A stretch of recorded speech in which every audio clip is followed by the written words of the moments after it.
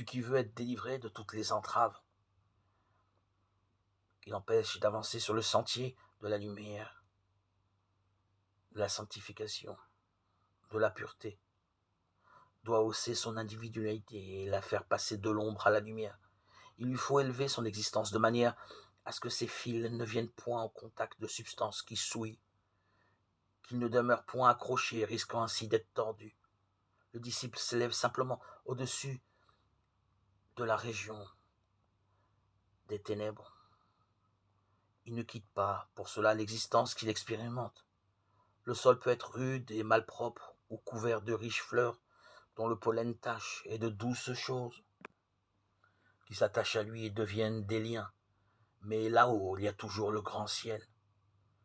Celui qui désire être uni au Seigneur doit chercher sa demeure dans la parole. Celui qui désire se constituer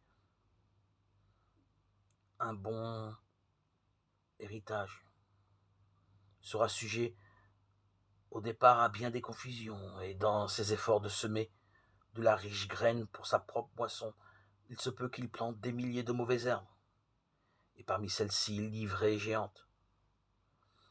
Ne désire pas semer de graines pour ta propre moisson, désire semer uniquement cette graine dont le fruit nourrira le monde. Tu es une partie du monde. En lui donnant la nourriture, tu te nourris toi-même. Et cependant, sous cette pensée même se cache un grand danger. Ce danger se dresse et fait face aux disciples qui longtemps a cru travailler pour le bien, tandis qu'au plus profond de son être, de son âme, il n'a fait qu'apercevoir le mal. C'est-à-dire qu'il s'est laissé entraîner par son imagination,